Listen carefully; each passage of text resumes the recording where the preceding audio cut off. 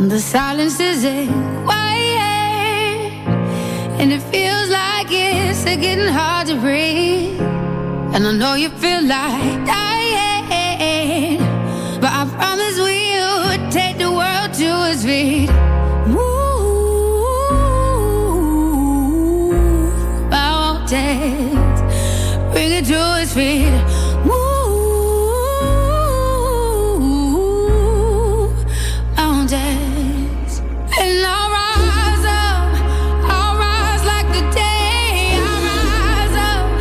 I'll rise unafraid. I'll rise up, and I'll do it 1,000 times again. Good afternoon. You're tuned into Ability Matters, the program that covers matters to do with abilities, disabilities and everything in between.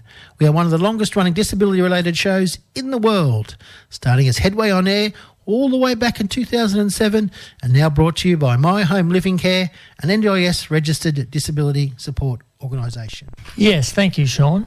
This is Ability Matters, and you're tuned in to Illawarra's greatest community radio station, 106.9 VOX FM. I am your host, Tony Scott Emilia, and with me as per usual is my co-host, Bec. How are you, Bec?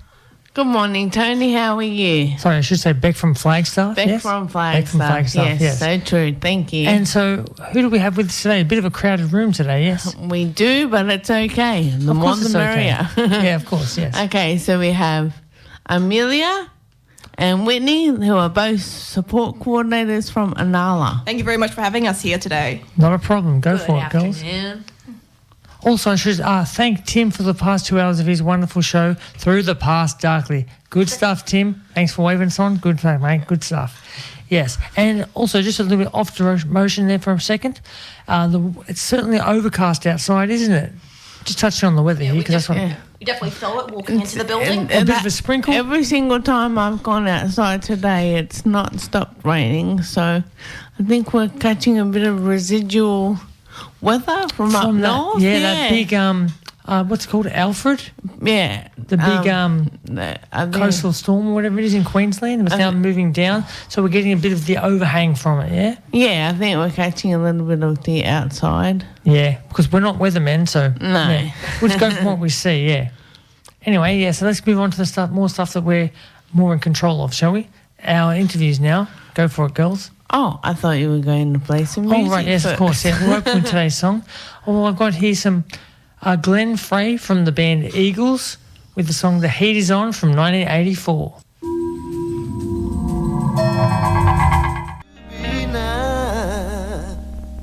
Yes, and we just had the Doobie Brothers with Long Train Running from 1973. And I'll just quickly say officially, well, the weather for Tuesday in this area, high chance of showers, obviously, and we're to reach a high of 24 degrees today and a low of 20 degrees. So we're looking at a pretty average, more humidity type of day today. So, yeah. Anyway, that was a quick little 2 cents worth. Let's just get back into it with Bec and the guys over there. Thanks, Tony. So I've got Emilia and Whitney, as we said before. They're both from Anala, so we're going to jump straight into the question that we've got here for us this morning. We'll start with you, Emilia. So what inspired you to work in the disability human services sector? And specifically, what led you to join Anala? Oh, thank you very much. It's a very deep and heavy question. So I have a background working and researching trauma. I have a background in psychology, and I wanted to work with people who've had traumatic experiences and, things are coming around back. So I have a background working in every sector, pretty much NDIS related. I've worked SIL, I've worked support work, I've worked out of home care. SIL? Yes, supported independent living. Wow. So that's a lot of the group homes with participants who have disabilities that require 24-hour care. Yep. So I've worked pretty much everywhere you could think of that is disability related, and I fell in love with it. And what drew me to Anala specifically was the people. One of the biggest things that I struggled with working in the disability sector was seeing a lot of participants who weren't able to stand up for themselves or understand, advocate for themselves. Now, by people, you mean the clients, not the staff? Sorry, both participants and the staff, actually. Wow, beautiful. That they're, they feel quite helpless. For example, participants not being able to go out and do their own shopping, or participants not being able to, clean themselves and being left to be in some pretty horrible conditions. And I wanted to be able to do something about it, because when you work in support work or something like that, you have to usually do what the manager or what the company says. You're not able to really make a change. Follow rules, yes. Yeah, or an impact. So one of the things I really loved about Anala was the people, because they were heavily person-centric, not only towards the participants but also the staff. And going into support coordination it was the first time I was able to actually do something about the problem. Awesome. It sounds like you found the right place. Finally found your fit. Okay, so my next one I'm going to direct towards Whitney there, if you don't mind, Whitney. Thank you. No worries. Okay, Anala supports people with complex needs. What drew you to this organisation's approach, and how does it align with your values? Well, I've got quite a few years experience in working with marginalized and at-risk populations, 0 to 100 really, so all ages. Started off in a land a bit far away from here, but we know that challenges that face human beings are actually universal. Complex in terms of, say, homelessness, family violence, illness, disability, drug and alcohol addiction, etc., creates for a very complex case that society doesn't seem to really be wired to help support at all in all of those facets. So what I love about Anala is that they meet we as the employees right where we are with our skill set, and entrust us to action that in the community. First and foremost, so that trust is what just feels so right for a place to do this work. Yeah, it's not often you find and then ask questions, and everyone's there to support each other. You can really, the only mistake you could make probably is to not ask enough questions, of your colleagues and of the participants. Well, that sounds really good. So the only mistake would be to be too shy, yes? That's right. Or maybe too confident. Oh, wow. You got to be careful medium, there. Is there? So it sounds like Anala is the place to go if you're looking to go into that support work field. I'm happy to have landed here for sure. Definitely. I'll get you to play a song a song for us, Tony, and then we'll jump back into some more questions. Well, given the weather today, I think I'm going to play a very fitting tune by Supertramp. It's called It's Raining Again from 1982 from the album Famous Last Words.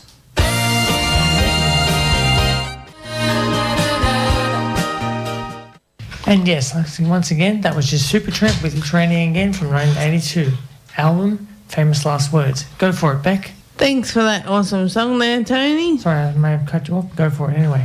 No, all right, no worries.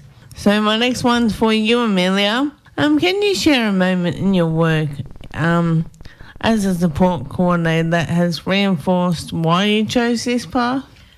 Absolutely, I can. I had, one of my, first participants, lovely man, first time on the NDIS, very, limited understanding of like the, what supports are available, what his plans for. And I, provided support for him, finding support workers. I ended up finding the psychologist. He had reached out to me and reported that during a session, the participant disclosed that the support worker had been texting him and encouraging him to lie about the support he was receiving. So he basically saying that the support worker would be like, if my manager asks, let them know I finished at 12 when she actually finished at 10 o'clock. Oh, right. So things like that, as well as she was... so this would be more for money, yes? Yes, it was for money. Financial, yes. Was basically she was lying about attending shifts that never happened, and so it was taking thousands of dollars of his funding. So I was incredibly angry. So she was taking advantage of the NDIS? Of the participant and the NDIS, because it was very, very ugly. I was very, very angry about it. So, So would you consider this person what do they call them? The rebel? Renegade? I guess I would say like it was a renegade. I would consider it to be... obviously not right. Unethical and and criminal in a sense, because it was just incredibly wrong. And so Emilia reported it to the NDIS, reported it to the company as well. The company was reported for all of that. We were able to get all the funding back, and I was able to find him with a new support, and he's doing wonderfully with the new providers, and has been able to almost, go on, see the footy. West Tigers fan, so it's fantastic. Oh, excellent. That's a good news story. That's great story. Bad news story. Well done, Emilia. Well done. Thank you. So the next You went one, well there. I'm going to go back to Whitney. Yes, thank you. What are some of the biggest challenges in your role, and how does Anala help you navigate them? Great question. I would say that's going to have a twofold answer. One of the biggest challenges is the interface with the NDIS scheme itself. Yeah. And sort of how it works, why it works the way it works, and it works differently with each individual plan and participant. How it applies, yes.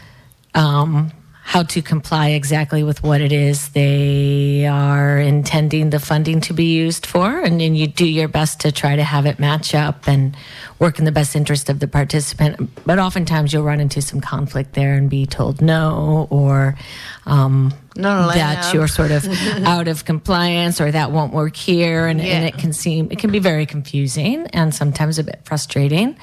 To say the least. And you have the not so fun role of telling people, hey, no, sorry, they won't fund that. And so there can be some difficult times there, but I've got great support at Anala. I always talk to my supervisor colleagues, and we just really sort of explore what can we make work. So try to have some silver linings always there. I would say a second challenge is witnessing the struggles that people face.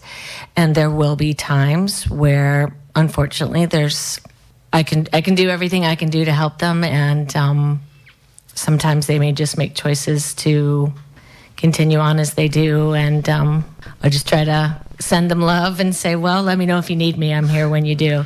You sound like a very good support coordinator.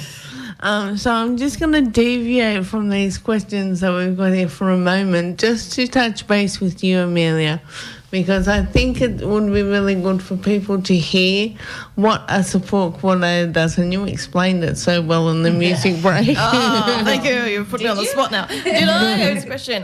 So I do think a lot of people are confused with what an NDIS support coordinator is.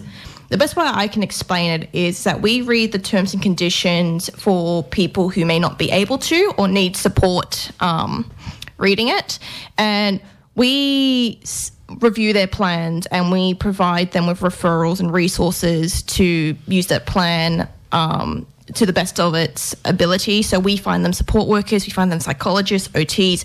We review the service agreements and the contracts to make sure that everything and their rights are protected and the policies are followed. We talk to the clients firsthand. We listen to them. We see what they need and what the NDIS has able to provide or what they have failed to provide. And we work towards getting them the support that is what they want, rather than what other people think they need. So well explained. I don't think that I know many people that would be able to say it better. Well articulated, yes. Yes. Thank you very much. Hit the nail with the hammer. Elvis style, wow. So we'll jump back into some music now, if that's okay, Tony. Sure thing. And we'll come back after that. Well, I've got here, I'm still sticking in the 80s at the moment. I've got Talking Heads with Road to Nowhere from 1985, album Little Creatures. There it is, yeah. Okay, that was just Richard Marx with Hazard from 1992, the album Rush. Rush Street, sorry, yes, Rush Street, not just Rush, yeah. Okay, yes, now we're back with Bec, Emilia and Whitney. Go for it, girls. Thank you very much there, Tony. So my next one's for you, Whitney. Thank you. Rewind. Go for it again. Take your time. Advocacy is a big part of working in this sector. How does your work contribute to driving positive changes for participants? Well, they both start with A, Anala and advocacy, and I think it really goes as just a constant theme and thread through all the work we do. I personally work from the model of empowerment. And so that's empowering anyone to have choice and control, speak for themselves on behalf of themselves for what it is they want and wish and desire for themselves. If they ask me to speak on their behalf, I will do so.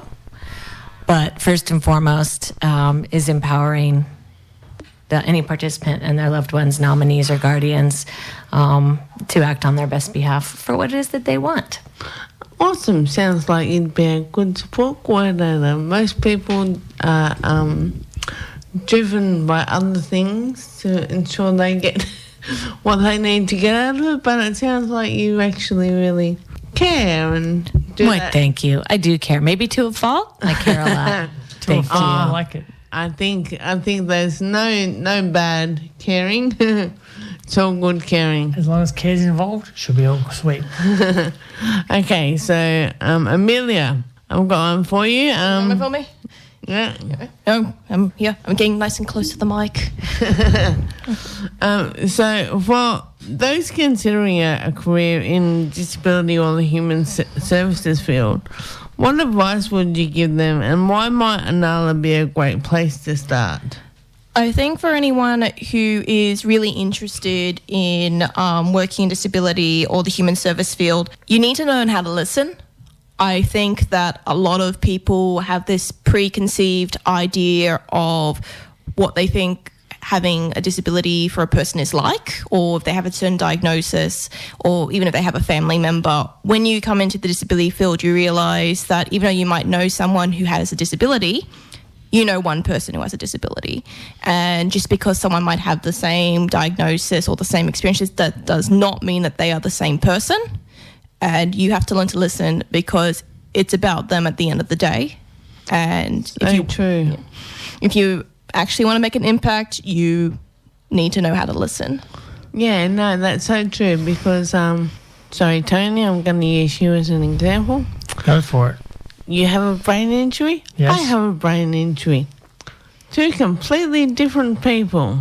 Exactly. With Because different abilities, different skills, I know different the brain injury lives. field as well, but see, the brain injury point, it can affect different parts of the brain as well, and then, because yours is Mine's in the brain stem. so it's entirely different to mine, because mine's more the frontal lobe, which means memory, short-term memory specifically, is a major, I suppose, drawback that I've got. Yes. So I can still move my bodies, obviously walk and talk and that kind of thing. I'm still very able-bodied, at least at the moment, but yeah, brain injuries are very individualised injury again. So a person can be individual as much as they are in the first place, but the brain injury just makes it more individual yet again. It does. And like something that, for me, I don't know if you guys have noticed, or ladies, sorry, if you have noticed this as well.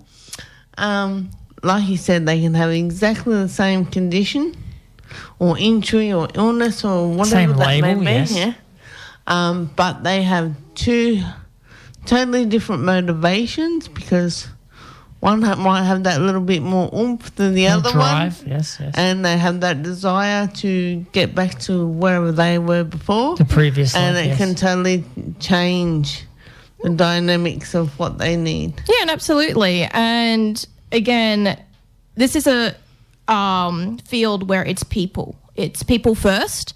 And one of the most amazing things about working in disability is that you very much have to learn very quickly that people want different things, and you're not always going to agree that you think that's the best thing that you think they need or want. That doesn't matter. It's not about you. There's always going to be a clash in values or values, yes. Biases or things like that. But again, at the end of the day, it's not about you. It's about the person, and they have every right to live their life however they like. However they It's choose, so funny. correct. It's actually quite funny. I had to point that out. I won't say where, but I had to point that out when they said, and we have this over here for people with conditions, but we have some stairs over here. And I'm like, what about those daredevils that want to give those stairs a go? Because that's a challenge for them and they're keen to do it. So They always want to try and push their own drive. Yes, yeah. self-drive. That's So I think, as you've indicated, every individual has different things they want to achieve and get out of what their condition might be. So if they want to show that, they're a bit courageous and a little bit out there and still want to give things a go, a bit of a daredevil, I suppose they have that option and that freedom, especially by the sounds of it with Anala. You encourage it instead of trying to shut them down. And one of the things that I'm very grateful to be a part of Anala with is, as I said before, it's the people.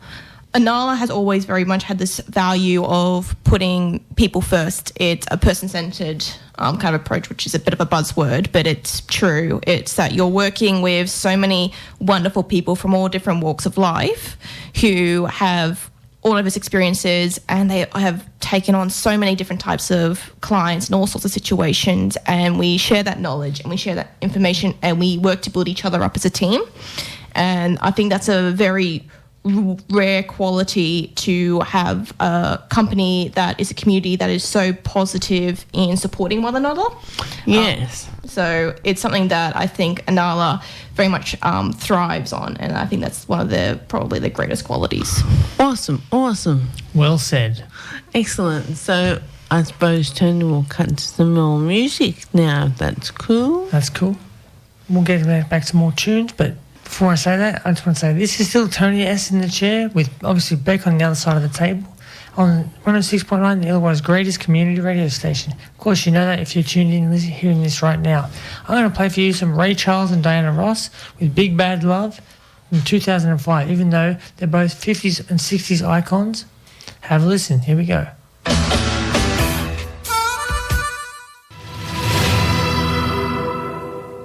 And yes, that was just the Moody Blues with Nights in White Satin from 1976. Now, I did some research, and apparently the song was about a yearning love from afar, and something else I've always just known as well. It's from the album Days of Future Past, and a little bit 2 cents worth. It's actually, Iron Maiden actually share that name with an album. Good stuff. Trivial there, yeah. Now we're Thanks, back to Tony. it. And that's No worries. Bec and Emilia and Whitney. Thank you. I'm getting the names eventually. You're going well. So this one, I suppose, is directed more to you, Whitney. And it's just if people are interested to get in contact with Anala, whether it be to find out a little bit more about what you guys do and they're looking to get into support coordination, support work, or even just come on as a client that you can help them out with things they need, what would be the best contact? Thanks for that, Bec. We've got a variety of options. Awesome. If you're an in-person person, you're welcome to come see us here in Fairy Meadow, upstairs from Coles on the corner, Suite 1, Level 2, 118-126 is the address, Princess Highway, Fairy Meadow. Come on in and see us. We're happy to see you. Open door policy. Give us a call on the phone, 1-300-0-ANALA, which is 1-300-026-252. Anala is spelled A-N-A-L-A, Anala. You can follow the prompts after calling that number and speak to our friendly team. Also, of course, jump on the website and visit us at www.anala.com.au.